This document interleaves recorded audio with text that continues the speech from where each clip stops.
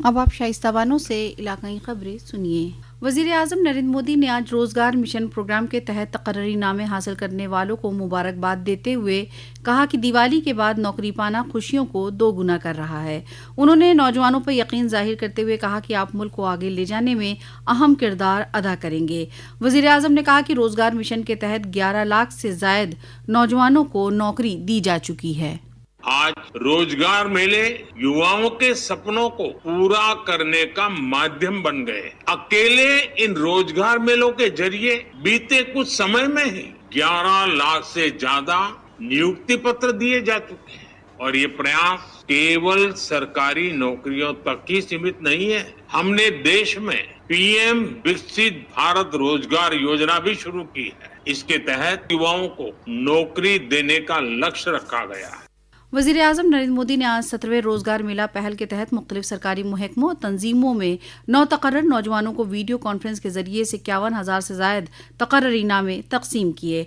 ये programme video conferencing के तवस्सुत से मुल्क भर के 40 मकामात पर मुनक़िद किए गए। लखनऊ के इंदिरा गांधी ऑडिटोरियम मरकजी वज़ीर सेहत कुनबा बहबूद केमिकल खाद वजारत की वज़ीर मुमलकत अनुप्रिया पटेल ने दिया रोशन कर प्रोग्राम का आगाज किया। उन्होंने कहा कि जब मरकजी हुकूमत ने 2022 में मिशन रोजगार का आगाज किया था उस वक्त हमने 10 लाख नौकरी देने का हदफ तय किया था। उन्होंने कहा कि इस हदफ के आगे हम निकल चुके हैं। वज़ीर आला योगी आदित्यनाथ ने कल फायर ब्रिगेड महकमे के जायजे के दौरान महकमे के ढांचे को मजीद मुस्तहकम, जदीद और जवाबदेह बनाने पर जोर दिया।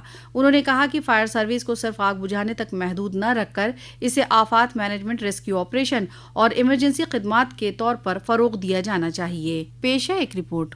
अग्निशमन विभाग की समीक्षा के दौरान मुख्यमंत्री योगी आदित्यनाथ ने कहा कि प्रत्येक रीजन में स्पेशलाइज्ड यूनिट गठित की जाए जो केमिकल, बायोलॉजिकल, रेडियोलॉजिकल दुर्घटनाओं और सुपर हाई राइज बिल्डिंग में आपात परिस्थितियों से निपटने में सक्षम हो। उन्होंने प्रत्येक जनपद में अकाउंट कैडर स्थापित करने और राज्य अग्निशमन प्रशिक्षण महाविद्यालय में अतिरिक्त पद सृजित कर प्रशिक्षण और अनुसंधान को बेहतर बनाने के निर्देश दिए। साथ ही एक्सप्रेसवे पर बढ़ती दुर्घटनाओं को देखते हुए मुख्यमंत्री ने प्रत्येक 100 किलोमीटर की दूरी पर फायर टेंडर सहित एक छोटी फायर चौकी स्थापित करने के भी निर्देश दिए। समाचार कक्ष से शरद मिश्र।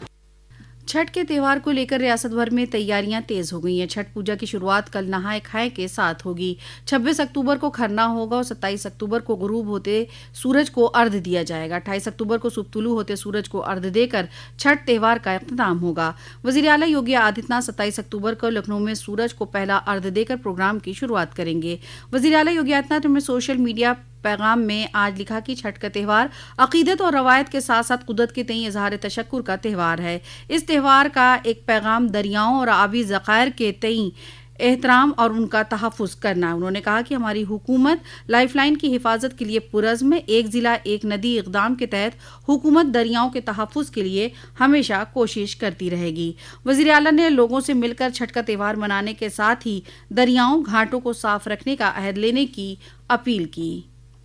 अशिया और खिदमत टैक्स का फायदा समाज के सभी तबकात तक पहुंच रहा है। ऑटोमोबाइल शोबे में नए जीएसटी इस्लाहात से सभी को फायदा मिल रहा है। पेश है एक रिपोर्ट।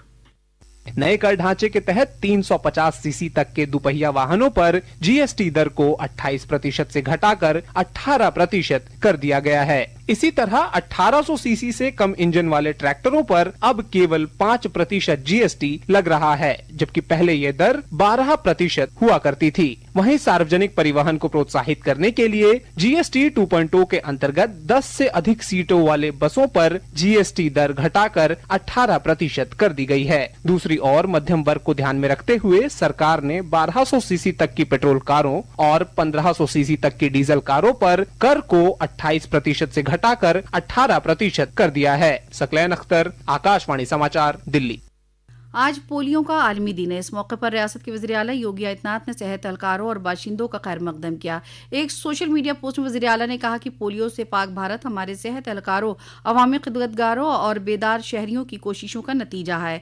उन्होंने कहा कि 2 बूंद जिंदगी की मंत्र ने पोलियो को शिकस्त देने के साथ ही स्वस्थ भारत, सशक्त भारत की बुनियाद रखी है। इसी के साथ आकाशवाणी लखनऊ से इलाकाई खबरें खत्म हुई। अगला बुलेटिन दोपहर 2 बजे FM पर नश्र किया जाएगा।